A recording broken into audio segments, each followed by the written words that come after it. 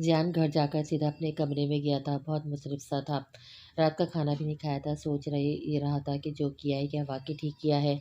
अब किए पर पशेमानी हो रही थी। यह सच ये था कि अफ़ीरा जैसी लड़की नौफ़िल के काबिल नहीं थी।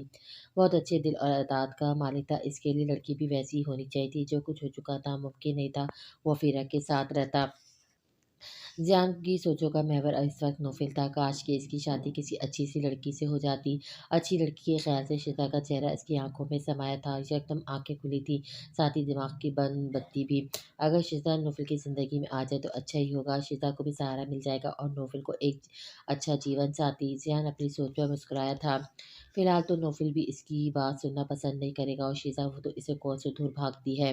पहले शिज़ा से कुछ दोस्ती लगानी पड़ेगी ताकि वो मेरी बात मानने पे तैयार हो जाए। अगर शीज़ा की शादी नौफ़िल जैसे शख़्स से हो जाए तो मेरे दिल से भी ये मलाल ख़त्म हो जाएगा कि मैंने शीज़ा के साथ ज़्यादती की है।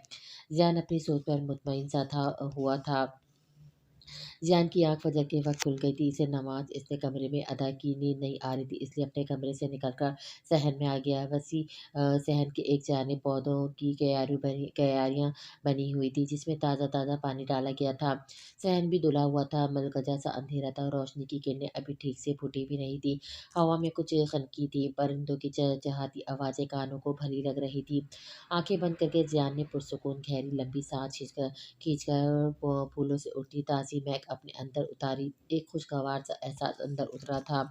रोशनी की किरणें तेज़ी से रात के अंधेरे को काट रही थी। परिंदे गोल दर गोल अपने घरों से निकलकर नीले आसमान पर परवाज़ भर रहे थे। परिंदों के साथ एक नसवानी आवाज़ भी इसे छत से सुनाई दी थी। सहन खाली सब सो रहे थे। अगर किसी ने फजर नमाज़ पढ़नी भी थी तो अपने कमरों में अदा की थी। ज़ियान छत की सीढ़ियाँ चढ़ने लगा। ठंडी मीठी रोशनी अब हर सू फैल चुकी थी। सीढ़ियाँ ख़त्म होते ही पहली नज़र सामने शिज़ा पे पड़ी थी। सर पर लिपटी चादर में सिर्फ़ इसका सभी चेहरा ही नज़र आ रहा था। वो छत पर लगे बड़े से पिंजरे के पास खड़ी थी। जहाँ बेशुमार ऑस्ट्रेलियन तोते मौजूद थे। पूरा पिंजरा साफ-सुथरा था, शायद इसकी सफाई करके फ़ारिग हुई थी। अभी ने पिंजरे में उड़ते चहचहाते देखकर मुस्कुरा रही थी, इनसे बातें कर रही थी। ये शौक इसे शादी से पहले भी था, फिर पूरे ख़ानदान की थी भी इकलौती बेटी। इसी ताया ने भी इसकी फ़रमाइश पे तोते लाकर दिए थे। हाँ, हाँ, मालूम है बहुत सी शिकायतें हैं तुम लोगों को मुझसे, 2 दिन से मैं मिलने जो नहीं आई, इसे चूँ-चाँ लगा रखी है हूँ हाँ। चेहरे पर दिलफ़रेब मुस्कुराहट लिए वो इन परिंदों से बातों में यूँ मगन थी कि बाकी दुनिया माफ़ से बेखबर हो। अरे भाई बंदा बशर हूँ, बीमार भी तो हो सकती हूँ। हल्का सा बुखार था, सर में दर्द रहता है, वो भी 2 दिन से तेज़ हो गया था। लेकिन अम्मी को मैंने भेजा था तुम लोगों के पास, फिर क्यों इतने शिकवे हो रहे हैं?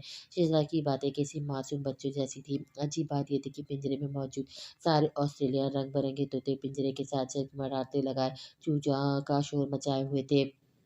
पहली नज़र देखने वाले को यही गुमान हो सकता है कि वो शीज़ा को देखकर ही शोर मचा रहे हैं। एक हैरत सी उतरी थी ज़ियान की आँखों में। क्या वाक़ई ये परिंदे शीज़ा को पहचानते हैं? इसके 2 दिन न आने की को महसूस कर रहे थे। खनकती हुई बेदर सी हँसी थी शीज़ा की। अच्छा बाबा आइंदा मैं ही आऊँगी बस चलो अपना दाना खाओ। पिंजरे के अंदर मौजूद मिट्टी की प्लेटों में भरा बाजरा वो तोते खाना लगे थे, जिसे शीज़ा की हर बात को समझ रहे हों। शीज़ा की बेसाख्ता नज़र सीढ़ियों की जानिब उठी थी, चेहरे की मुस्कुराहट मधुम होकर गायब हुई थी। ज़ियान चलता हुआ इसके पास आ गया। ये नज़ारा तो बड़ा दिलफ़रेब है मेरे लिए। ज़ियान ने ताज्जुब का इज़हार अपने भंवर उठाकर किया। क्या सच में परिंदे भी उर्दू समझते हैं? ट्राउज़र की दोनों जेबों में हाथ डाले इसने सर्द हवा से हुए ठंडे हाथों को ज़रा-सी हिद्दत देने की कोशिश की थी। सर्दियों की इब्तिदा थी, खनकी भी बढ़ रही थी और सुबह फजर के वक़्त तो ख़ासी ठंड महसूस भी हो रही थी। शीज़ा ने भी दुपट्टे के और ऊपर से कंधों पर शॉल ले रखी थी। परिंदे इंग्लिश, चाइनीज़, अरबी फ़ारसी भी समझते हैं। शीज़ा का अंदाज़ तल्ख़ था लेकिन जवाब ऐसा था कि वो बेअख्तियार हँस पड़ा। वैसे मेरे लिए अनोखी मालूमात है। ज़ियान की बात शीज़ा बिना दिलचस्पी से सुन रही थी। बादल से भरे बड़े से कनस्तर का ढक्कन बंद किया, हाथ झाड़ते हुए ज़ियान के सामने खड़ी होकर बोली, हैरत है ज़ियान, इतनी तूफ़ानी मोहब्बत करने के बाद भी आप मोहब्बत जैसे लतीफ़ जज़्बे से अनजान हैं। जानवर और परिंदे बस यही एक ज़बान तो समझते हैं और मोहब्बत को महसूस भी करते हैं। ज़ियान को लाजवाब करके वो वहाँ से जा चुकी थी और ज़ियान इसकी बात के गर्दाब में जैसे फँसा था। पीछे पलटकर इसे सीढ़ियाँ उतरते हुए देख रहा था। अफ़ीरा से की मोहब्बत ने कहा मोहब्बत के इस मफ़हूम से आगाह किया था। अफ़ीरा की मोहब्बत सती थी, कीमती तोहफ़े, महँगी रेस्टोरेंट, मोहब्बत भरी फ़ुज़ूल गोई। यही मोहब्बत थी ज़ियान ने अफ़ीरा से और इसी मोहब्बत को अपने आस-पास अपने हम-उम्र लड़का-लड़कियों को करते देखा था। जिस मोहब्बत से अभी कुछ देर पहले शीज़ा ने मुतारिफ़ करा था, इसका रंग ही अलग था। ना चाहते हुए वो इस पिंजरे के पास खड़ा हो गया। सब परिंदे ज़ियान से अनजान थे, इसलिए सब अपने आप में मसरूफ़ थे। कोई बाजरा खाने में तो दाएँ-बाएँ उड़ने में। इन परिंदों की मोहब्बत सिर्फ़ शीज़ा के साथ थी।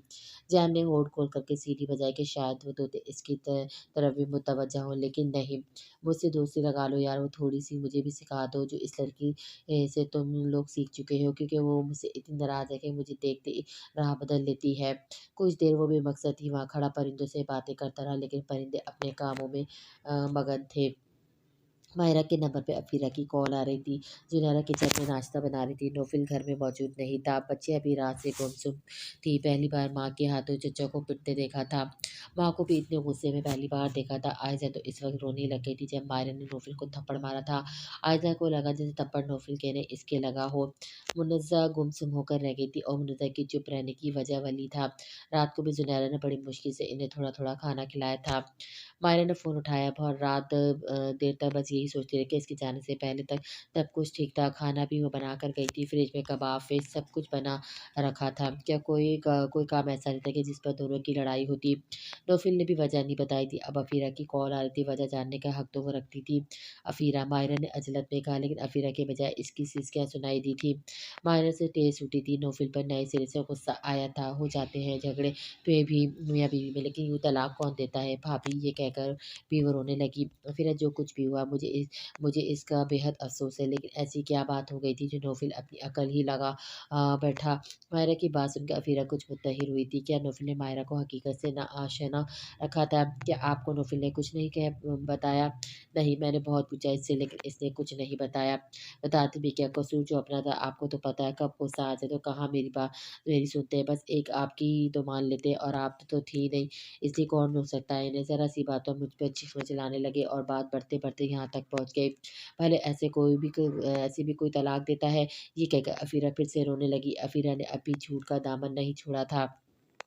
अफ़सोस के अलावा दूसरा कोई लफ्ज़ रह नहीं गया था। मुझे बहुत बुरा लगा नौफ़िल के ये सब करना पहली बार कल मैंने इस पर हाथ उठाया है। इसके बाद से इसकी शक्ल तक नहीं देखी, लेकिन अफ़ीरा गलती तुम्हारी भी है। मर्द अगर गुस्से में हो तो औरत को चुप हो जाना चाहिए था, वरना यही सब होता है जो तुम दोनों के बीच हुआ है। भाभी, कोई तो रास्ता होगा मसलहत का। अफ़ीरा की बातें मायरा मुतअस्सिफ़ सी हुई थी। इसने कोई गुंजाइश छोड़ी भी है? अल्लाह के जायज़ कामों में सबसे नापसंदीदा फ़ेल को अपनाया है और इसमें सबसे ज़्यादा नापसंदीदा तरीके पर अमल किया है। अगर वो यकमुश्त 3 तलाक़ें ना देता तो मैं ज़रूर इसे तुम्हारे लिए बना लेती। मायरा को अपने वहाँ मौजूद ना होने पर अफ़सोस और कल्क हुआ था। काश कि अफ़रीन के ना जाती। वो तो आप अब भी कर सकती हैं अगर चाहें तो। अफ़ीरा ने झिझक कर कहा। फिर अब क्या हो सकता है? कुछ भी तो नहीं। 3 बार तलाक देने से तलाक हो जाती है। मसलियत की कोई सूरत नहीं निकलती। भाभी, मैं हलाला करने को भी तैयार हूँ, अगर नौफ़िल मुझसे दोबारा निकाह पे राज़ी हो जाए। हलाला? मायरा शिद्दत से झटका सा खा गई थी। अफ़ीरा, ये एक औरत के लिए निहायत अज़ियतनाक अमल है। नौफ़िल की मोहब्बत में कर गुज़रूँगी। भाभी, आप भी तो सोचिए मेरा होना आपके लिए कितना ज़रूरी है। मेरी तलाक की खबर जब मोहल्ले में फैलेगी तो सब ने तो आप ही को इल्ज़ाम देंगे कि आपने देवर का घर बसने दिया, नहीं दिया। लोगों का तो आपको पता ही है, आपके किरदार पर न जाने कैसे-कैसे फ़िक्रें खिसेंगे। अफ़ीरा की झूठी हमदर्दी ने मायरा के दिल की धड़कनें तेज़ बढ़ाई थी। वो दोबारा इसी मुकाम पर जा पहुँची थी जहाँ से मसाफ़त शुरू की थी। मायरा की ख़ामोशी में अफ़ीरा समझ गई कि अब वो इसकी बातों के बारे में सोचेगी ज़रूर। वली का आपके और आपके बच्चे के बगैर रो-रो के बुरा हाल है। कल से बुखार में पड़ा है। गर्म लोहे पर अफ़ीरा ने एक और ज़ब लगाई थी। मायरा तड़प कर रह गई थी। वली को क्या हुआ है? मेरे बच्चे को बुखार कैसे हो गया? मायरा की जान हवा हुई थी। इसने कभी भी आयज़ा, मुनज़्ज़र और वली में फ़र्क नहीं समझा था। बल्कि वली छोटा था तो प्यार भी ज़्यादा लेता था। गुज़रियात से बहुत मिलता था, इसलिए भी मायरा के दिल के करीब था। भाभी, आप अगर नौफ़िल से वादा ले लें तो इनकार नहीं करेगा। मैं भी वादा करती हूँ जैसा कहेगा वैसा ही मैं करूँगी। बस एक बार मुझे अपना ले। अफ़ीरा रोते हुए कह रही थी। लेकिन ऐसा कौन करेगा? कौन तुमसे शादी करके तुम्हें तलाक देगा? भाभी, दीन में अल्लाह ने बड़ी आसानियाँ रखी हैं। अफ़ीरा ने आफ़ता बेगम की बात ही इसको मन मन सुना दी। मैं ज़्यादा तो नहीं जानती, लेकिन शायद ये तरीका दुरुस्त नहीं। मायरा का दिल अंदर से मुतमईन नहीं था। ये तरीका बिल्कुल ठीक है भाभी, मैंने तो कई बार ऐसे सीन ड्रामों में भी देखे। मियाँ गुस्से से तलाक दे देता है, बाद में दोनों को अपनी गलती का एहसास भी हो जाता है। फिर हलाला भी इस शख्स को बताकर किया जा सकता है जो दोबारा निकाह करता है। उसे मालूम होता है कि वो तलाक देगा, बस आप नौफिल को राज़ी कर लें और तुमसे निकाह कौन करेगा? वसी से कह दें। मायरा का सर चढ़ा कर रह गया था। अफीरा वसी नहीं मानेगा। मायरा तो मज़ीद उलझन में फँस गई थी। भाभी वो आपकी बहुत इज़्ज़त करता है, आप कहेंगी तो इनकार नहीं करेगा। खुदा के लिए मेरा बच्चा ना बाप के बगैर रह सकता है, ना अपने घर के बगैर वली का सोचे। अफीरा की बातों पर मायरा सोच में पड़ गई थी। मैं बात करके तुम्हें बताती हूँ। नहीं भाभी, आपने इस बात के लिए राज़ी करना है, आखिर आपकी भी इज़्ज़त का सवाल है। अफ़ीफ़ा अपनी चाल बाखूबी चल चुकी थी, मैं पूरी कोशिश करूँगी। मायरा ने फ़ोन बंद कर दिया था और कुछ देर सर पकड़ कर बैठ गई। आज नहीं तो कल जब ये बात फैलेगी, खाला और अनिला को जब बात पता चलेगी तो सारा मोहल्ला जान जाएगा अफ़ीरा की बात ठीक है। सब मुझे ही गलत समझेंगे कि मैंने देवरानी को बसने नहीं दिया। किस-किस की ज़बान को रोकूँगी, किस-किस को यकीन दिलाऊँगी कि मैं बेकसूर हूँ और फिर वली इसकी तो ज़िंदगी बर्बाद हो जाएगी और मैं कहाँ जाऊँगी, क्या करूँगी? अफ़ीरा का बताया हुआ रास्ता ही ठीक है। फिर वो इतनी बड़ी बात यूँ ही तो नहीं कह रही, किसी मुफ्ती आलम से ही पूछा होगा। अपने दिल की तसल्लियाँ देना शुरू की थी।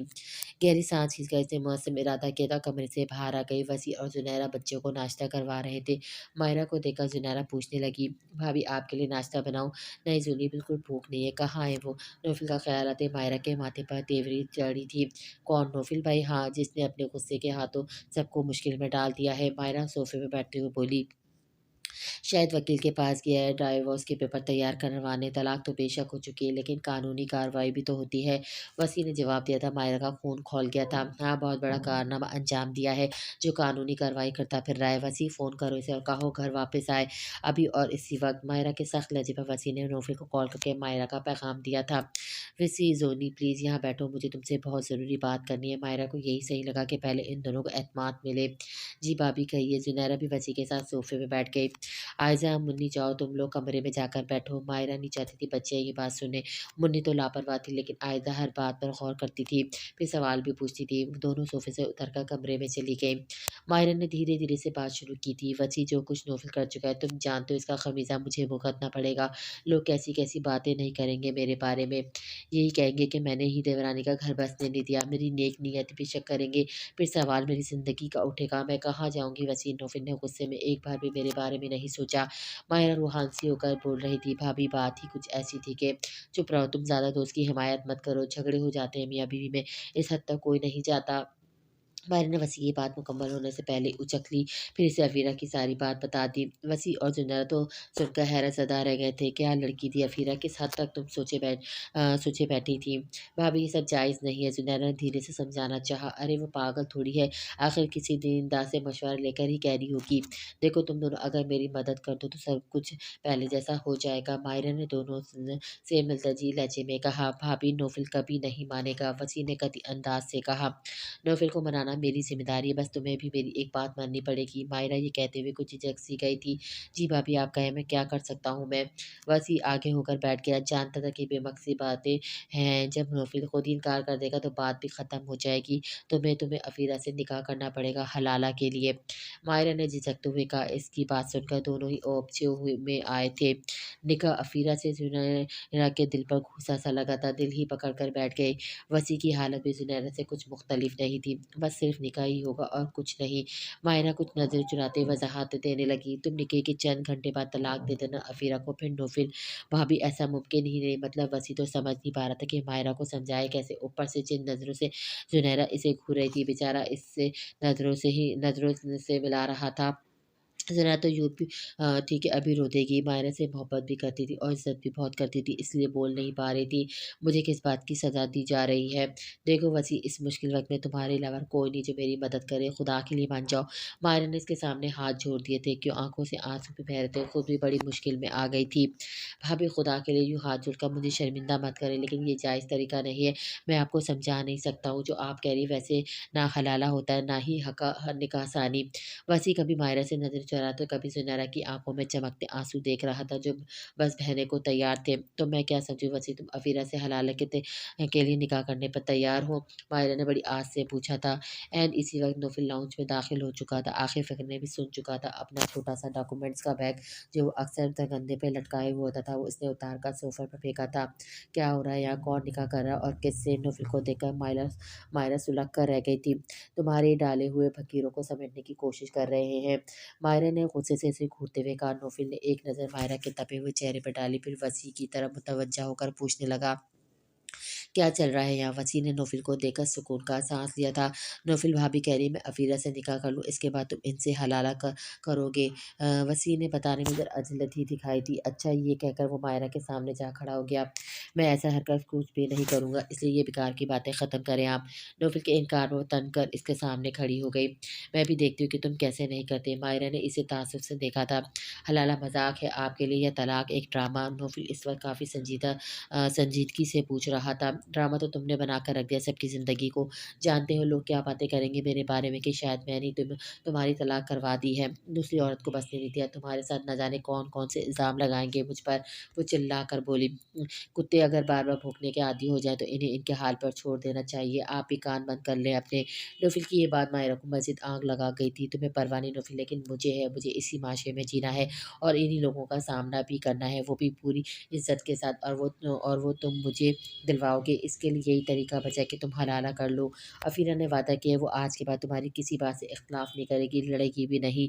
माहिरा के मुँह से अफ़ीरा का सुनकर वो तड़क कर बोला था, मुझे इस औरत का नाम भी नहीं सुना। मायरा भी इसी लहजे में खर्रा कर बोली, ठीक है फिर मेरा गला घोट दो, मार डालो मुझे, क्योंकि ये मौत शायद मेरे लिए आसान है, लेकिन लोग जो मुझे सुनाएँगे वो मौत से भी बदतर होगी। तुम्हारे साथ बदनाम भी कर देंगे मुझे, हमारे पाकीज़ा रिश्तों को गंदी गाली देंगे जो मैं नहीं सुन सकती। मायरा रोने लगी थी, बेबस थी। आप चाहती कि लोगों की बातों की वजह से वसी एक गुनाह करे, हलाले की नियत से शादी करे जो कि सीधा सा ज़ना है। इसके बाद मैं इस औरत से शादी करूँ जिसकी मैं शक्ल भी देखना नहीं चाहता, जो कि दूसरा गुनाह है। सिर्फ़ आपके लोगों की वजह से नौफ़िल ताज्जुब से बोल रहा था। कोई गुनाह नहीं, ऐसे हमारे माशरे में हो रहा है। मायरा ने इसे कायल करना चाहा, जहाँ भी हो रहा है गुनाह हो रहा है, जो भी कर रहा है ज़ना कर रहा है। आप चलें मेरे साथ, चलते हैं किसी मुफ्ती आलम के पास, जो तरीक़ाकार आप हलाला का बता रही है, अगर वो शरीयत में जायज़ और हलाल है तो मैं आपकी बात मान लूँगा। अगर ये गुनाह हुआ तो आप मुझसे दूर दोबारा इस बात का ज़िक्र भी नहीं करेंगी। मायरा नौफ़िल के साथ जाने को तैयार हो गई थी। इसे लगा था कि ज़रूर कोई गुंजाइश निकल आएगी। वसी भी इनके साथ गया था। जब ये मसला एक मुफ्ती के सामने रखा, मुफ्ती ने पहले तलाक के बारे में बयान किया। तलाक का जो तरीका आपने अपनाया निहायत नामुनासिब है। अल्लाह ताला का इरशाद है, तलाक 2 मर्तबा है, फिर हर मर्तबा के बाद या तो अच्छाई से रोकना है या उम्दगी के साथ छोड़ देना। इस आयत से इस्तेदलाल करते हुए कहा जाता है कि ज़माना जहालियत में तलाकों की कोई हद मुतीन नहीं थी, लेकिन इस्लाम ने इसकी हद इस तरह मुतीन कर दी है कि 1 या 2 तलाक के बाद रुजू का इख्तियार दिया और तीसरी के बाद रुजू की गुंजाइश ख़त्म कर दी। इस तहरीर का असल मकसूद बेशुमार तलाकों को 3 तक महदूद रखना है, इसलिए ये 3 तलाक़ें किसी भी तरह दी जाए वाक़ई हो जाएँगी। हरामकारी से बचिए। अर्ज़ है कि कुरान व हदीस में सिर्फ़ 3 तलाक की तहदीद पर इक्तफ़ा नहीं किया गया है, बल्कि इसका तरीका भी बताया गया है। मसलन ये कि एक दफ़ा में सिर्फ़ एक ही तलाक दी जाए। इसी तरह इद्दत यानी बग़ैर जमा वाले दहर में तलाक दी जाए वग़ैरह, वग़ैरह। वाली आयत में इस बात का सराहतन ज़िक्र है कि इब्तिदाई 2 तलाकों में से कोई तलाक देने के बाद सिर्फ़ 2 ही इख्तियार हैं, या तो बीवी से मारूफ़ तरीके पर रजू किया जाए या मारूफ़ तरीके पर इसे रुख़सत कर दिया जाए। इकट्ठी 3 तलाक़ें देना शरीयत में इंतहाई नापसंदीदा अमल है। रसूल सल्लल्लाहु अलैहि वसल्लम ने इस पर सख़्त नाराज़गी का इज़हार फ़रमाया। चुनांचे मशकात शरीफ़ की रिवायत में है, हज़रत महमूद इब्न लबीद कहते हैं कि जब रसूल करीम सल्लल्लाहु अलैहि वसल्लम को इस शख़्स के बारे में बताया गया जिसने अपनी बीवी को एक साथ 3 तलाक़ें दी थी, तो आप सल्लल्लाहु अलैहि वसल्लम ने गज़बनाक होकर खड़े हो गए और फ़रमाया, क्या अल्लाह अज़्ज़ व जल की किताब के साथ खेला जाता है, यानी हुक्म इलाही के साथ इस्तेहा किया जाता है? हालिया कि मैं तुम्हारे दरमियान मौजूद हूँ। ये सुनकर मजलिस नबी में मौजूद साहिबा में से एक शख़्स खड़ा हुआ और अर्ज़ किया, या रसूल सल्लल्लाहु अलैहि वसल्लम, क्या मैं इस शख़्स को कत्ल ना कर दूँ? इस हदीस की तशरीह में साहिब मज़ाहिर हक़ अल्लामा नवाब कुतुबुद्दीन ख़ान दहलवी रहमतुल्लाह लिखते हैं, अल्लाह अज़्ज़ व जल की किताब से कुरान करीम की ये आयत इस आयत में ये हुक्म बयान किया गया कि एक साथ 3 तलाक़ें ना देनी चाहिए, बल्कि मुतफ़र्रिक़ तौर पे देनी चाहिए। के ज़रिए ये तंबीह फ़रमाई कि ये अल्लाह ताला के काम को लहू लाभ की तरह बेवक़्त मत समझो। चुनांचे आप सल्लल्लाहु अलैहि वसल्लम ने इसी आयत की तरफ इशारा फ़रमाया कि मुतर्रिक तौर पर तलाक देने की बजाय एक साथ 3 तलाक़ें देना हक़ ताला के हुक्म व मंशा की खिलाफ़ वर्ज़ी है और ये खिलाफ़ वर्ज़ी गोया हक़ ताला के अहकाम के साथ इस्तेहा है। हज़रत इमाम आज़म अबू हनीफ़ा रहमतुल्लाह के नज़दीक 3 तलाक एक साथ देना बदअत व हराम है और इस हदीस से ये भी साबित होता है कि क्योंकि हज़रत सल्लल्लाहु अलैहि वसल्लम किसी शख़्स के इस फ़िअल पर ग़ज़बनाक होते थे जो गुनाह व मासियत का बाइस होता था। हज़रत इमाम शफ़ी रहमतुल्लाह के नज़दीक 3 तलाक एक साथ देना हराम नहीं बल्कि खिलाफ़ औला है। उलमा कहते हैं कि 3 तलाक़ें एक साथ ना देने में ये फ़ायदा ये कि एक तलाक के बाद शायद अल्लाह ताला खुदावंद के दिल को बीवी की तरफ माइल कर दे और उसके फ़ैसले में कोई ऐसी खुशगवार तब्दीली आ जाए कि वो रुजू कर ले और इन दोनों के दरमियान मुस्तकिल जुदाई की नौबत ना आए। अगर कोई शख़्स अपनी बीवी से यूँ कहे कि यानी तुझ पर 3 तलाक है तो हज़रत इमाम इमाम मालिक, हज़रत इमाम शाफ़िई, हज़रत इमाम अबू हनीफ़ा, हज़रत इमाम अहमद और जमहूर उलमा रहमतुल्लाह ये फ़रमाते हैं कि 3 तलाक़ें पड़ेंगी। मज़ाहिर हक़ अलबत्ता अगर कोई शख़्स एक ही मजलिस में 3 तलाक़ें दे दे तो चारों आइम्मा के नज़दीक इससे तीनों तलाक़ें वाक़ई हो जाएँगी और बीवी अपने शौहर पर हुर्मत मुग़ल्लज़ा के साथ हराम हो जाएगी। मुफ्ती साहब ने पहले तो तलाक़ के बारे में कुरान व हदीस और चारों आइम्मा नज़दीक जो भी इत्तिफ़ाक़ राय थी वो बताई, फिर हलाल के बारे में बताना शुरू किया। जब कोई शख़्स अपनी बीवी को शरई तरीके से तीसरी तलाक भी दे दे तो वो इसके लिए हराम हो जाती है और इस वक़्त हलाल नहीं होगी जब तक वो किसी और ख़ाविन से निकाह ना कर ले क्योंकि अल्लाह सुब्हानहू तआला का फ़रमान है। अगर वो इसे तीसरी तलाक दे दे तो अब इसके लिए हलाल नहीं जब तक कि वो औरत इसके अलावा किसी दूसरे से निकाह ना कर ले। ये तो शरई निकाह है जो आबाद रखने के लिए किया जाता है। हाँ, अगर किसी सबब से इस निकाह से तलाक हो जाए या ख़ाविन फ़ौत तो बाद इद्दत पहले ख़ाविन से निकाह हो सकता है। जबकि इसके उलट पहले ख़ाविन जिसे तलाक दी है इससे दोबारा निकाह के लिए एक वक़्ती और जाली निकाह रचाया जाता है जिसका मकसद ख़ाविन के साथ ज़िंदगी गुज़ारनी बल्कि महज़ एक ख़ाविन के लिए हलाल करना मख़सूस होता है, इसलिए ये निकाह शरअन जायज़ नहीं। अगर शादी करने वाले पर अक़्द निकाह से क़बल ये शर्त रखी कि तुमसे ये निकाह इस औरत के पहले ख़ाविन के लिए हलाल करने के लिए किया जा रहा है और अक़द निकाह में इस शर्त का ज़िक्र ना भी हो बल्कि महज़ इस नियत से निकाह किया जाए या अक़द निकाह से पहले ये हलाला की शर्त ना हो बल्कि सिर्फ़ हलाला की नियत से निकाह कर दिया जाए तो भी ये निकाह बातिल है। यानी निकाह मुनक़िद ही नहीं होता और ऐसा निकाह करने वाला मलऊन है। और साहिबा कराम रिज़वान अल्लाह अलैहिम अजमीन का ज़ाहिर कौल भी यही है और जनाब नाफ़े रहमतुल्लाह फ़रमाते हैं कि सैयदना अब्दुल्ला बिन उमर रज़ी अल्लाह तआला अन्हा से एक आदमी ने सवाल किया कि मैंने एक औरत से इस नियत से निकाह किया ताकि वो पहले ख़ाविन के लिए हलाल हो जाए जबकि इसने मुझे इस निकाह के लिए नहीं कहा और ना ही इसके इल्म में है, तो क्या ये निकाह और तहलील दुरुस्त है? फरमाया नहीं, शरई निकाह वही है जो रग़बत से किया जाए। अगर औरत इसे पसंद आए तो इसे अपनी ज़ौजियत में बाक़ी रखे, अगर नापसंद तो अलहदगी कर ले और इस निकाह में जो इसे अपने पहले ख़ाविन के लिए हलाल करेगा शर्त ये है कि वो निकाह सही हो। चुनांचे यानी वक़्ती और कुछ मुद्दत के लिए निकाह जिसे निकाह मता भी कहा जाता है या फिर पहले ख़ाविन के लिए बीवी को हलाल करने के लिए निकाह करके फिर तलाक दे देना यानी निकाह हलाला ये दोनों हराम है और बातिल हैं। आम अहले इल्म का यही कौल है और इससे औरत अपने पहले ख़ाविन के लिए हलाल नहीं होगी।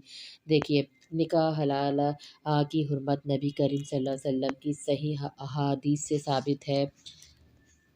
अबू दाऊद में हदीस मरवी है कि नबी करीम सल्लल्लाहु अलैहि वसल्लम ने फ़रमाया अल्लाह ताला हलाला करने वाले हलाला करवाने वाले पर लानत करे। इस हदीस को अल्लामा अलबानी रहमतुल्लाह ने सही सनन अबू दाऊद में सही करार दिया है। वो शख़्स जो हलाला करता है ताकि बीवी अपने ख़ाविन के लिए हलाल हो जाए, इसका पहला ख़ाविन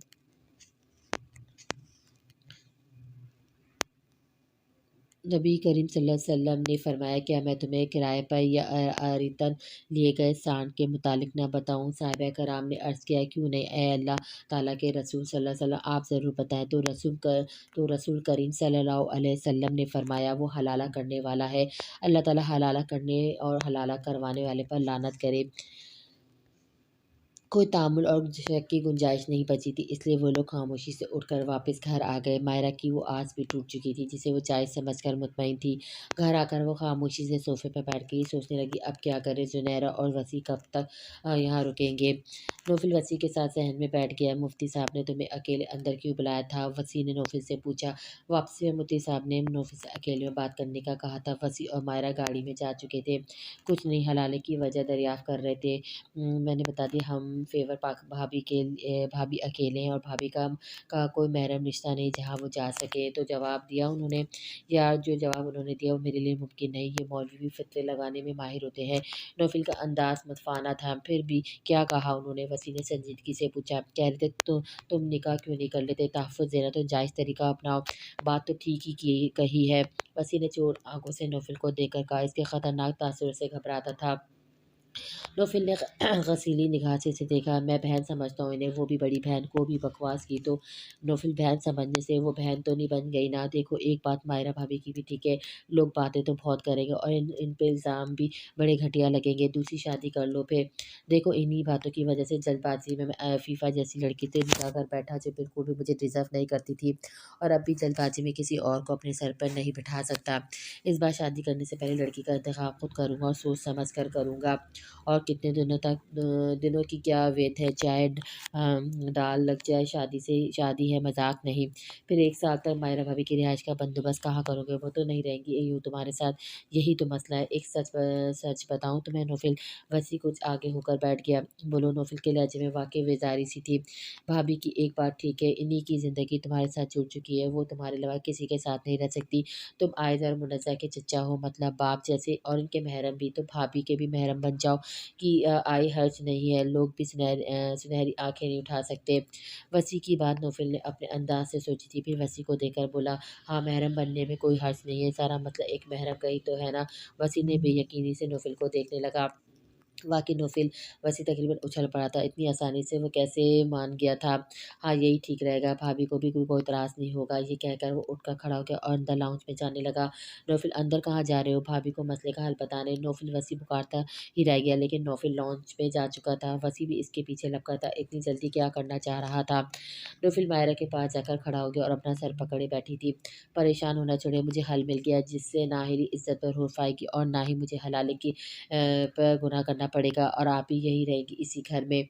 नौफ़िल की बात में मायरा ने इसकी तरफ देखा। क्या है मसले का हल? आप सिर्फ़ इसलिए मेरे साथ नहीं रह सकती ना, कहीं आपका नहीं रह सकती, कहीं आपका महरम नहीं हूँ। हाँ, यही वजह है। तो ठीक है, मैं बन जाता हूँ आपका महरम, निकाह कर लेता हूँ आपसे। नौफ़िल की गैर मुतवक्का बात पे मायरा का दिमाग घूम के रह गया था। इरफ़ान अम्मा जी के कमरे में दस्तक देकर दाखिल होने लगा तो फ़ुरक़ान और अबीरा पहले से ही मौजूद थी। अबीरा अम्मा जी के पाँव दबा रही थी। अम्मा जी इस पर सदक़ेवारी हुई जा रही थी। मेरे तो भाग ही खुल गए तुम जैसी खिदमतगुज़ार बहू पाकर। ये सुनकर एक ठेक सी उठी थी इरफ़ान के सीने में।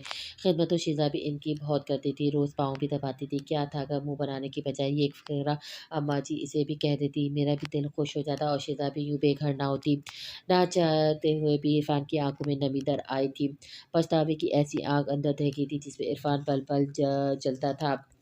फ़ुरक़ान भी वहीं मौजूद था। इरफ़ान को देखकर रुख़ बदल गया। इरफ़ान फ़ुरक़ान से भी शर्मिंदा शर्मसार ही रहता था। कैसे अपने भाई को बदकिरदार समझ लिया, अपने ही खून पर शक किया था।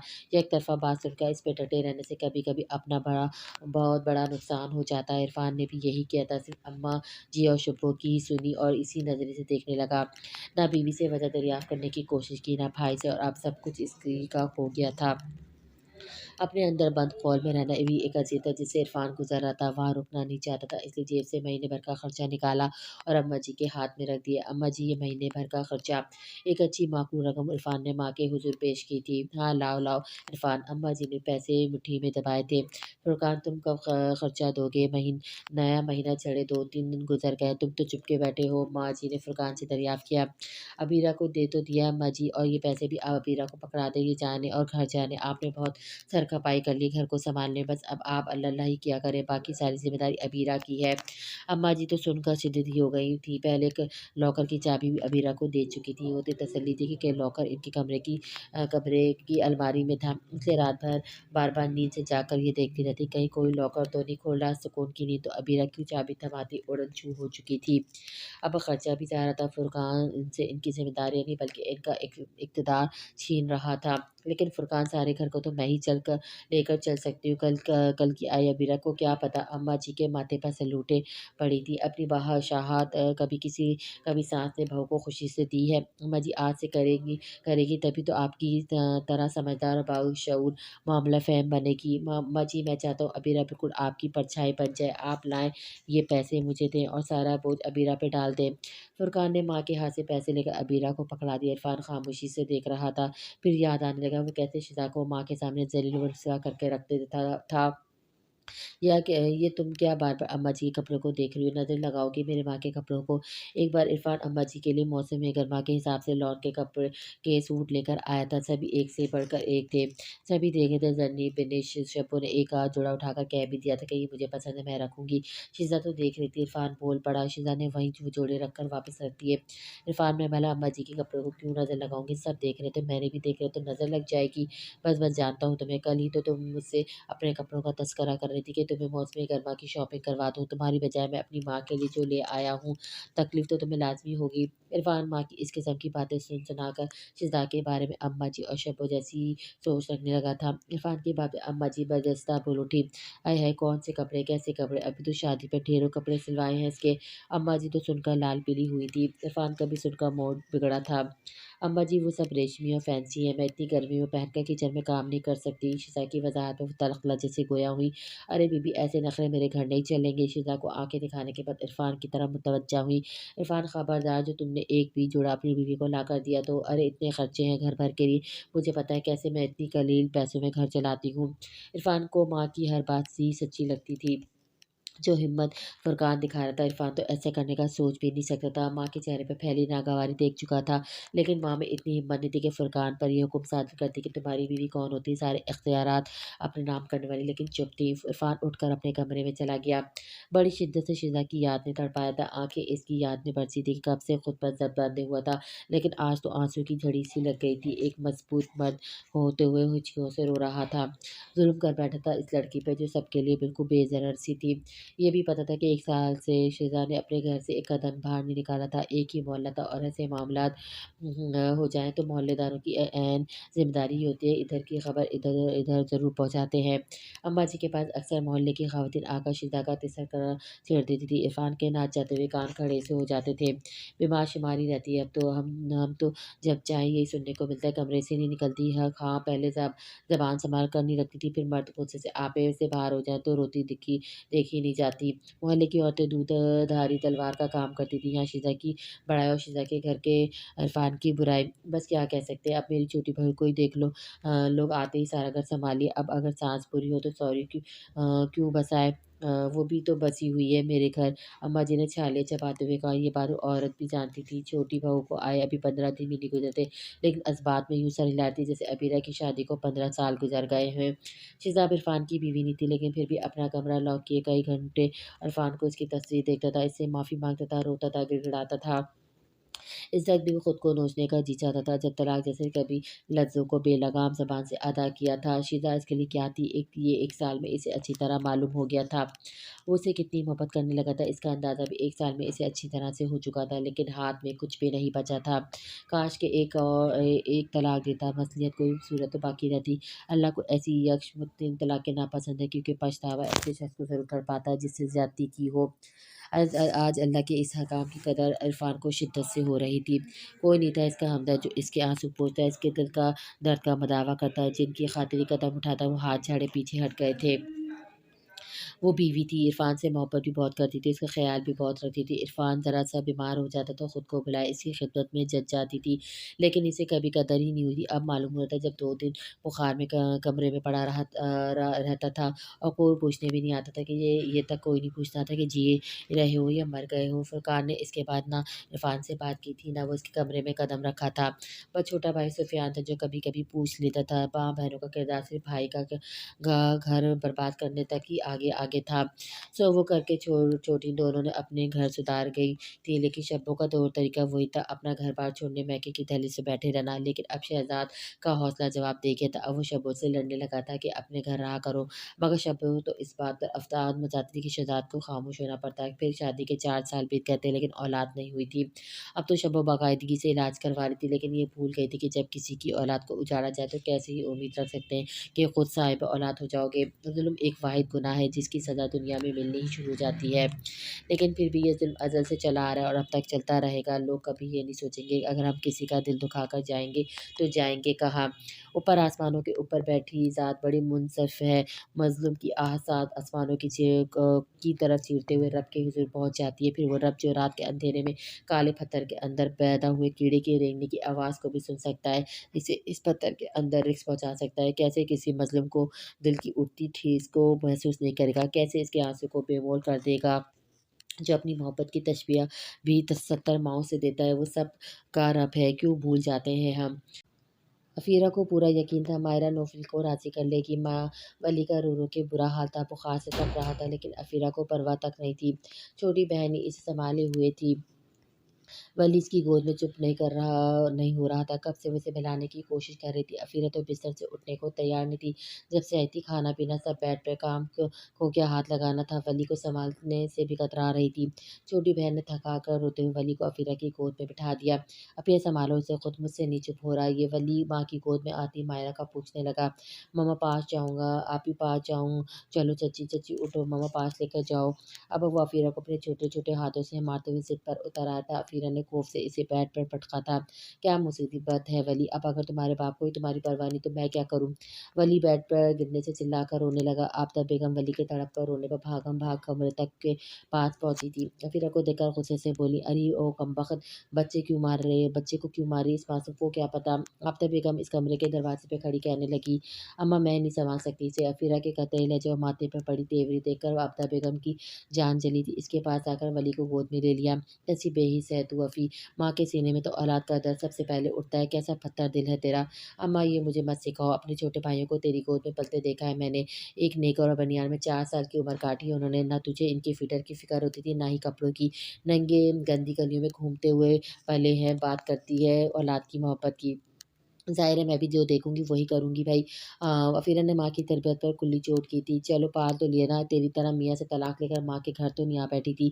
आबदा बेगम की तंज में तलमला सी गई थी। अम्मा कल जब मैं तुझे मायरा भाभी का कीमती मेकअप और घर का सामान ला-ला कर तेरा ही कबाड़ खाने भर रही थी, तब तो तुझे मैं बड़ी अच्छी लगती थी। वारी सबकी जाती थी, मुझ पर निहाल होती थी और आज मुझ पर बुरा वक़्त आ गया है, तेरी तो आँखें ही बदल गईं। लेकिन बेफ़िक्र रह, नौफ़िल ज़रूर दोबारा मुझसे निकाह कर लेगा और कसम है मुझे जो तुझे तुझे एक फूटी कौड़ी भी दूँ। अफ़ीरा घमंड अपनी जगह पर बरकरार था। आबदा बेगम वली को लेकर बाहर चली गई। अफ़ीरा उठकर सामने लगे सिंगार मेज़ के सामने खड़ी हो गई। बिखरे बाल मुतारिब आँखें पड़ते हुए हल्के हुए सदियों की बीमार लग रही थी। मैंने भी कल से अपने आप छोड़ रखा है। अब अगर वो रात को ही हलाला करने पहुँच गया तो अफ़ारा को अब भी लग रहा था कि नौफ़िल इसे अपना लेगा। मुझे छोड़ कैसे सकता है? मुझ जैसी इसे दोबारा मिलेगी कहाँ? खुद पसंदी का ज़हम अब भी बरकरार था। अकमल साहब लाहौर वापस जा चुके थे।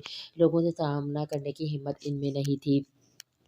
सारी ज़िंदगी बीवी ने ना इनकी सुनी थी, ना मानी थी, बस सब्र का दामन थामे जवानी को बुढ़ापे की दहलीज पर ले लाए थे। घर का सुकून क्या होता है, ये तो आफ़ताब बेगम से शादी के बाद ही भूल गए थे। जैसे एक अच्छी औरत घर को जन्नत बनाती, ऐसी एक बुरी औरत घर को जहन्नुम भी बना देती है। रमशा ने आजकल एक नया शोशा छोड़ रखा था कि इसे इस मोहल्ले से और घर में नहीं रहना, जहाँ इसकी मॉडर्न सहेलियाँ आने से कतराती हैं, नाक मुँह चढ़ाती हैं। बदर ये मेरा आखिरी फैसला है, मैं इस घर में मज़ीद नहीं रह सकती। अम्मा नहीं मानेंगी इस मोहल्ले में इनकी एक उम्र गुज़री है, दिल वाबस्तगी सी है इन्हें यहाँ से, वरना मेरा क्या है, मुझे सिर्फ़ सोना ही होता है। ये घर हो, कोई और घर बदलने से कौन-सी मेरी किस्मत बदल जाएगी। बदर लैपटॉप देखते हुए बात कर रहा था। ये क्या बात हुई तुम्हारी अम्मा की फ़रसुदा सोच की खातिर मैं अपना लाइफ़ स्टाइल नहीं बदल सकती। क्या सारे समझौते मेरे लिए ही रह गए हैं? रमशा का हर बार का वही राग था जो वफ़्ता-वफ़्ता अलबाबी था। बदर ने लैपटॉप से नज़र उठाकर इसे देखा। क्या समझौता किया है? अब तक तुमने एक चाय का कप तक का बनाकर तो आज तक नहीं दिया तुमने, ना ही किसी काम को हाथ लगाती। किस बात का समझौता किया है? बदर की बातें रमशा ताज्जुब से दोनों हाँ, वो बड़े नखुश से चढ़ाए। ज़रा आईना तो जाके देख ले, पता चल जाएगा कि मैं कैसे-कैसे समझौते कर रही हूँ। रमज़ा ने इसकी रंगत पर चोट करते हुए कहा और कमरे से बाहर निकल गई। बदर बस इसे जाता हुआ देख रहा था। कितना ज़हम है तुम्हें अपने हुस्न पर, अगर मेरे दिल से पूछो तो पता चले कि तुम्हारे ये हुस्न मुझे आज तक मुतासिर ना कर सका, जिस पर तुम्हें इतना घमंड करती हो। खाक की चीज़ खाक में मिल जाती है, चाहे रंगत सफ़ेद हो या काली। तुम्हारी तालीम भी तुम्हें ये शऊर न दे सकी। शौहर की एक पसंदीदा नज़र सांवली और भुद्दे नए नक्श की औरत को हुस्न बख्श देती है। तो क्या फ़ायदा ऐसी तालीम का जो पिया के मन को ही ना भा सके। इसका हुस्न किस काम का। तासुर से ये कहते हुए दोबारा लैपटॉप पे मसरूफ़ हो गया। बदर को देखा आफरीन चौंकी ज़रूर थी, लेकिन फिर संभल गई। बदर अब इसके नज़दीक एक ऐसी शख्सियत था जिसका होना ना होना एक बराबर था। बदर की मोहब्बत ने आफरीन को मुकम्मल कर दिया था। इसी मोहब्बत में बहुत जल्द दम टूट जाती हैं जो खौफ के ज़ेर असर की जाए। कई साल बदर ने आफरीन को चाहा था, अब तक वही इसके दिल में थी, लेकिन माँ के खौफ से कभी मजबूत कदम नहीं उठा पाया था। आफरीन ने भाई की इज़्ज़त के खातिर कदम पीछे किए थे। मोहब्बत में इज़्ज़त को फ़ौक़ियत दी थी और आज इसके पास इज़्ज़त के साथ-साथ मज़हर की बेपनाह मोहब्बत भी थी। इसलिए दिल में ना कोई अफ़सोस था, ना मलाल, ना ही कोई खौफ़ था, क्योंकि इसने बदर की खातिर कोई ऐसा गलत कदम नहीं उठाया था कि अब मज़हर के सामने शर्मिंदा होना पड़ता। बदर के साथ इसका कोई माज़ी नहीं था, इसलिए हर खौफ़ से महमूद थी, बाएतमाद थी, दिल आईने की तरह से शफ़ाफ़ था। दिल में अगर कोई था तो इसका महरम था। आबान ने आकर ममता को भी मुकम्मल सा कर दिया था। अपने रब का जितना वो शुक्र अदा करती, जितना कम था। मायरा मायरा एकदम ही इसके मुकाबिल खड़ी हुई थी। क्या कहा तुमने? होश में हो में तो हो तुम? बात कुछ ऐसी थी कि सुनैरा भी अपनी जगह हिलकर रह गई थी और मायरा के गुमान में भी कभी ये बात न आई थी, जो बड़े आराम से कह रहा था। हाँ, पूरे होशो हवास में हूँ। सारे मसाइल का आसान हल यही है कि मैं आपसे निकाह कर लूँ। इसमें कोई हर्ज भी नहीं है, लोगों के मुँह भी बंद हो जाएँगे। मायरा का जीजा सामने खड़े शख्स का कत्ल कर डाले। अभी के अभी मेरी नज़रों के सामने से दफ़ा हो जाओ। एक लफ्ज़ भी और कहा तो जान से मार डालूँगी तुम्हें। मायरा के ज़ाहिराना तासुरात के को नौफ़िल को परवाह नहीं थी। आप समझ नहीं रही हैं, देखिए मेरी बात सुनिए। मैं आपसे निकाह इससे पहले कि वो कुछ और कुलफ़शानियाँ सुनाता, मायरा अपने आप से बाहर हुई थी। सामने टेबल पर रखे शीशे का गुलदान उठाकर चिल्ला ही पड़ी थी, नौफ़िल दफ़ा हो जाओ यहाँ से, वरना मर जाओगे मेरे हाथ। कैसे बेशर्मों की तरह तुम मेरे सामने खड़े कब से बक-बक किए जा रहे हो। एक पल के लिए ये नहीं सोचा कि बोल क्या रहे हो, कह किससे रहे हो। मायरा के हाथ में गुलदान देखा वो एकदम कई कदम पीछे हटा था। भाभी पहले ये गुलदान नीचे रखें और मेरी बात ठंडे दिमाग से सुने सुने। नौफिल ने इसके खतरनाक तेवर देखा, धीमे लहजे में समझाना चाहा, लेकिन वो कुछ सुनने को तैयार नहीं थी। शर्म तो बेच खाई है तुमने नौफिल, इसी मुँह से भाभी कह रहे हो, इसी से निकाह का बोल रहे हो। मैं मर के भी कभी तुमसे निकाह नहीं कर सकती। मायरा ने आँखें फाड़े से देखा, और मैं भी आपसे कह रहा हूँ कि निकाह मैं आपसे ज़रूर करूँगा, वो भी आज। नौफिल की बात सुनकर मायरा गुलदान का निशाना सीधा नौफिल के सर की तरफ बनाया था। जुनैरा और वसी होंकों की तरह दोनों को लड़ते हुए देख रहे थे। वसी नौफिल के बराबर में हैरान परेशान खड़ा था। नौफिल की जल्दबाजी पर इसका ज़हन बंद हुआ था।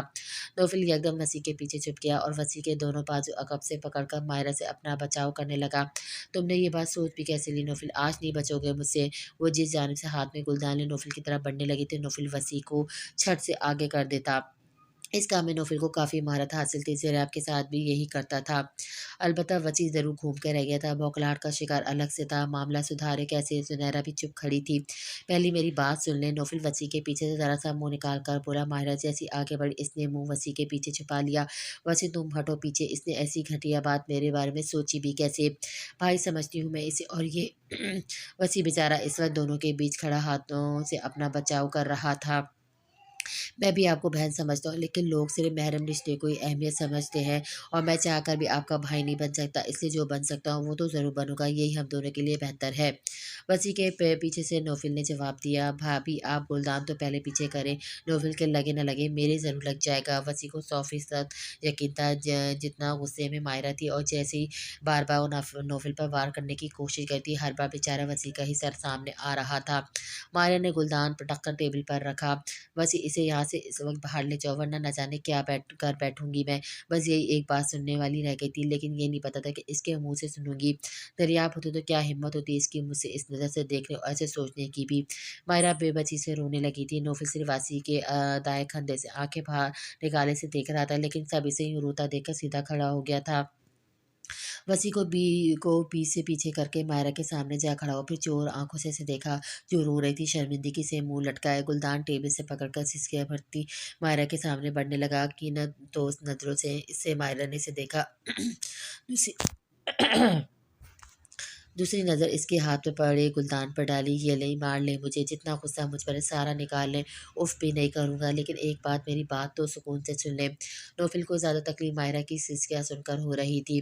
मुझे कुछ नहीं सुनना नौफ़िल। मायरा ने हाथ के से बेदर्दी से आँसू पोंछे। नौफ़िल ने मिन्नत करते हुए कहा, भाभी प्लीज़ एक बात, मेरी बात तो सुन लें। मैं कभी भी आपसे ज़बरदस्ती निकाह नहीं कर सकता हूँ, ये आप भी अच्छी तरह जानती हैं। ये कहकर इसने मायरा का हाथ पकड़ा और इसे साथ लिए सोफ़े पे बैठ गया। पहली बार मायरा ने गुस्से से इसके हाथ से अपना हाथ छुड़वाया था। दूर हटकर बैठो मुझसे, तुम तो इस रिश्ते से भी मेरा एतबार ख़त्म कर दिया है, वो गुस्से से भराई हुई आवाज़ से बोली। नौफ़िल परे हटकर बैठ गया। वो ना मुतनासिफ़ था, ना ही नादिम था, क्योंकि अभी भी वो इसी इज़्ज़त और एहतराम से देखता था। नज़रों में रत्ती बराबर भी फ़र्क नहीं आया था। भाभी मैं कसम खाने को तैयार हूँ। मैंने अफ़ीरा से आखिरी हद तक निभाने की कोशिश की थी। इसकी हर बात को नज़रअंदाज़ किया, ज़िंदगी गुज़ारा था। खुदा गवाह सिर्फ़ इसलिए कि आप पर कोई उँगली ना उठाए, लेकिन जो कुछ इसने मेरे साथ किया मुझे आपको बताते हुए भी शर्म आती है। मर्द औरत की हर बदतमीज़ी भी बर्दाश्त करता है, लेकिन इसकी ज़िंदगी में दूसरे मर्द को बर्दाश्त नहीं कर सकता। मैं भी नहीं कर सका। नौफ़िल की आँखों में नमी थी और लहजे में सच्चाई। वो झूठ नहीं बोल रहा था। फिर ज़ियान और अफ़ीरा की हर बात इसे मुख्तसर सी बता दी। मायरा के लिए तो बात अजीब इंकशाफ थी। अफ़ीरा का ये रंग-ढंग भी हो सकता है। कुछ पल के लिए नौफ़िल बेकसूर ही लगा था, लेकिन मायरा से निकाह का मसला कहाँ से हल था। भाभी मैं अफ़ीरा के साथ ज़िंदगी नहीं गुज़ार सकता, वजह आप अब जानती हैं, और आप भी लोगों की बातों की वजह से दर-बदर की ठोकर खाने के लिए घर से बेघर नहीं कर सकता। ना ही खुद घर से बाहर निकल कर आपको तहफ़्फ़ुज़ दे सकता हूँ। माहिरा अब तक चुप थी, नौफ़िल के लिए यही काफ़ी था कि वो इसकी बात सुन रही है। फिर इससे नज़रें चुराते हुए बोला, हम एक घर में एक छत के नीचे देवर भाभी की हैसियत से नहीं रह सकते, ना माशरा जीने देगा, ना शरीयत ऐसी इजाज़त देगा, और ना ही अब मैं जल्दबाज़ी में किसी अफ़ीरा जैसी को अपने सर पर बिठा सकता हूँ। नौफ़िल की बात सुनकर माहिरा नफ़ी में सर हिलाने लगी। नहीं, नहीं नौफ़िल, मैंने निकाह हरगिज़ नहीं कर सकती। ज़रियात से बहुत मोहब्बत करती हूँ। तुम मुझे इस आज़माइश में हरगिज़ मत डालो। क्या समझती हो तुम? लोग क्या तब बातें नहीं करेंगे? नहीं, तब भी मुझ पर ये इल्ज़ाम आएगा कि मैंने जानबूझकर देवरानी का घर बसने नहीं दिया, क्योंकि मेरी नीयत गलत थी। मैं शादी करना चाहती थी, इसलिए ये खेल रचाया। फ़िरा को तलाक करवा दी। नहीं, नहीं, हरगिज़ भी नहीं। मायरा के लिए सोचना ही मुहाल था। कचा करना तो मुमकिनात में से था।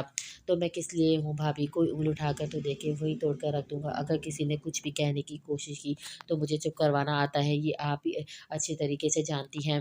वो फिर अब संजीदगी से कह रहा था। जुनैरा वसी भी अपनी जगह चुप गुम बैठे थे। मायरा बार-बार नफ़ी में सर हिला रही थी। नहीं नुफ़िल, तुम नहीं, निकाह नहीं कर सकती। ज़रिया आपकी जगह किसी को नहीं दे सकती, हरगिज़ नहीं। मायरा के लिए ये बात मानना मुमकिन ही नहीं था। आपसे किसने कह दिया कि मुझे भाई की जगह चाहिए? ऐसा तो मैं कभी सोच भी नहीं सकता भाई की जगह लेने की कोशिश करूँ। मैं सिर्फ़ आपको अपना नाम देना चाहता हूँ, बस निकाह होगा हमारा और कुछ नहीं। जैसे हम ज़िंदगी गुज़ारे ऐसे ही गुज़ारेंगे। मेरी नज़र में आपकी इज़्ज़त एहतराम में कभी फ़र्क नहीं आएगा। मुझे आपसे कोई हक़ नहीं चाहिए। नौफ़िल की बातों पर वसी और जुनैरा ने पहले तो हैरत से आँखें फैलाई, नौफ़िल की तरफ देखा कि ये किस किस्म का निकाह करने जा रहा है। फिर मायरा की तरफ देखा, जिसका सर अब नफ़ी में नहीं घुमा था। फिर एक-दूसरे को इस्तहामिया नज़रों से देखने लगे कि ये लोग करना क्या चाहते हैं। मैं जानता हूँ आप भाई से कितनी मोहब्बत करती हैं। मैं भी कभी ये नहीं चाहूँगा कि आपके दिल में भाई के मुकाम में ज़रा भी कमी आए। भाभी मैं आपके बारे में इस अंदाज़ से नहीं सोच सकता। बस लोगों का मुँह बंद करने का सर्टिफ़िकेट मिल जाएगा मुझे। नौफ़िल की बात पे अब मायरा सोच में पड़ गई थी। और तुम क्या पूरी ज़िंदगी यूँ ही गुज़ार दोगे? मायरा को दूसरे किस्से ने आ घेरा था। मैं क्यों अपनी ज़िंदगी ऐसे गुज़ारूँगा? जब भी एक अच्छी लड़की मिल गई जो आपको भी मेरी बीवी के तौर पे बाख़ुशी कबूल कर लेगी, मैं शादी कर लूँगा। इस बात पे वसी तब का रह गया था। ख़शफ़ीन नज़रों से नौफ़िल को देख रहा था। वसी ने क्या समझना वसी ने क्या समझना चाहा था और क्या समझा था? जुनैरा किन अँखियों से वसी को देख रही थी? दोनों देवर भाभी अपने मुज़ाकरात में मसरूफ़ थे। ये कौन-सा नया तरीका था किसी को सहारा देने का? ठीक है, तुम शादी ज़रूर करोगे और कोशिश करना 1 साल के अंदर अंदर कोई भी अच्छी लड़की पसंद कर लेना। मैं खुद इसे सारी हकीकत बता दूँगी किस वजह से हम ये कदम उठा रहे हैं। बिलाआखिर मायरा भी राज़ी हो चुकी थी। अब तो आपको एतराज़ नहीं है ना? नौफ़िल ने फिर से तसल्ली चाही। नहीं, मुझे कोई एतराज़ नहीं है। मायरा का मान जाने पर नौफ़िल पर सुकून सा साँस लिया था। नौफ़िल ज़रा बाहर आओ मेरे साथ। वसी को इस पर गुस्सा सा आने लगा था। भला ये क्या शराइत थी? बाद में बात करेंगे, अभी तो किसी मौलवी का इंतज़ाम करो। मैं बराबर से खाला और चचा को बुला कर लाता हूँ, और आप आफ़रीन आपी को और उसके हस्बैंड को भी बुला लें। नौफ़िल ने झट पट सब तय किया था। मायरा ज़रूर कुछ मुतज़्ज़ल सी हो रही थी, लेकिन दूसरा कोई रास्ता भी नहीं था। 1 घंटे में सब कुछ हो चुका था। खाला तो हवास बख्ता सी बैठी हुई थी। इन्हें तो सिरे से फ़ीरा की तलाक की खबर भी नहीं थी और नौफ़िल का मायरा से निकाह। लेकिन चचा ज़रूर खुश थे। अनीला पर ये सुनते ही हैरत का पहाड़ टूट पड़ता था। कल अफीरा को तलाक हुई, आज अमायरा से निकाह। अनिला और अनिला जैसी जितनी भी ख़वातीन मोहल्ले में रहती, सबकी सोच एक तरफ गई थी कि ज़रूर तेवर भाभी का आपस में चक्कर होगा, लेकिन किसी में इतनी हिम्मत नहीं थी कि नौफल के सामने खुसर भी कर जाते। मोहल्ले के चंद बड़े बुजुर्गों के सामने निकाह भी सर अंजाम पा चुका था। मुन्नी अब भी मायरा की गोद में अनजान थी, लेकिन आयशा की हर बात पे गहरी नज़र थी। चचा और माँ का एजाज़ व कबूल को सुनना भी था और देखना भी था। मायरा का दिल मुट्ठी में बंद हुआ था, हाथ भी पूरी तरह काँपे थे। जब निकाहनामे पे सामने रखा गया था, ज़िया की बेवा की बजाय नौफल की बीवी के तौर पर निकाहनामे पे दस्तखत करते हुए जद खो बैठी थी। साइन करने के बाद आफरीन के गले लगकर फूट फूट कर रोई थी।